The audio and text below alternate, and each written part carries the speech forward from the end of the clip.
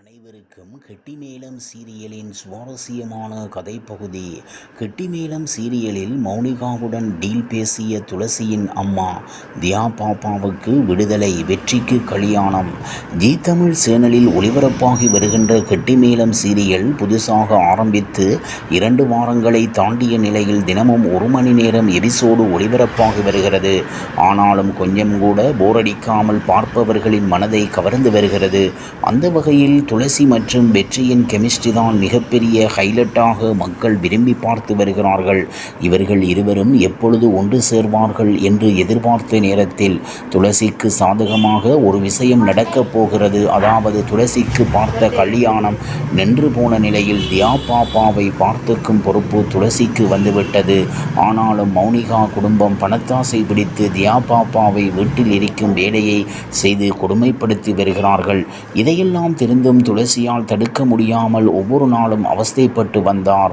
ஆனால் அதற்கெல்லாம் ஆப்பு வைக்கும் விதமாக மௌனிகா வீட்டுக்கு வந்த லாயர் தியா பாப்பா சின்ன குழந்தை என்பதால் சொத்துக்கள் அனைத்தையும் பாதுகாக்கும் உரிமை துளசியிடம் ஒப்படைக்கப்படுகிறது.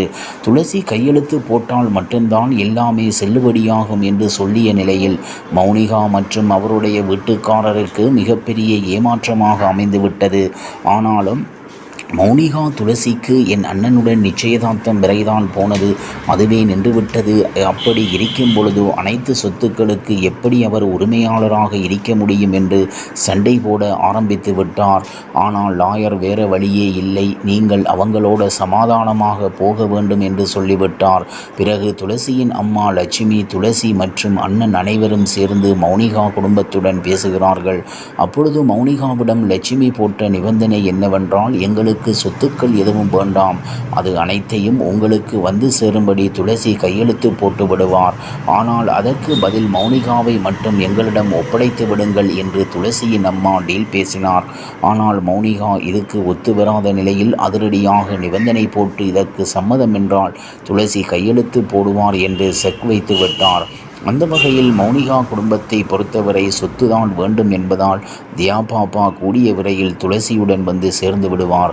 இதற்கிடையில் வெற்றிக்கு கல்யாணம் பண்ணலாம் என்று அவருடைய குடும்பத்தில் பொண்ணு பார்க்க ஆரம்பித்து விட்டார்கள். ஆனால் வெற்றி மனதில் துளசி இருப்பதால் அவருடைய காதலை எப்படி சொல்வது என்று தெரியாமல் தடுமாறுகிறார். அதே நேரத்தில் துளசி மனதிலும் இடம் பிடிக்க வேண்டும் என்பதால் அவருடைய காதலை சொல்லி துளசியை சீக்கிரத்தில் கல்யாணம் பண்ணிவிடுவார். ஜீ தமிழ் தொலைக்காட்சியில் திங்கள் முதல் வெள்ளி வரை இரவு 7:30 மணிக்கு ஒளிபரப்பாகி வரும் 1 மணி நேரமான தொடர் கெட்டிமேளம்.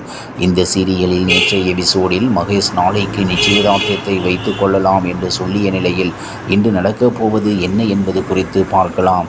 அதாவது அஞ்சலி நிச்சயதார்த்தத்துக்கான ஏற்பாடுகள் நடக்கின்றன. மகேஷ் விலை உயர்ந்த நெக்லஸை அஞ்சலிக்கு கிஃப்டாக பிஏவிடம் கொடுத்து அனுப்புகிறான். மறுபக்கம் கவின் கண்கலங்கியபடி இருக்க நண்பர்கள் என்னாச்சு, அஞ்சலி என்ன சொன்ன என்று விசாரிக்க அஞ்சலிக்கு நாளைக்கு நிச்சயதார்த்தம், நான் எங்கே இருந்தா ஏதாச்சும் பண்ணிக்குவே, நான் ஊருக்கு கிளம்புகிறேன் என்று கிளம்புகிறான்.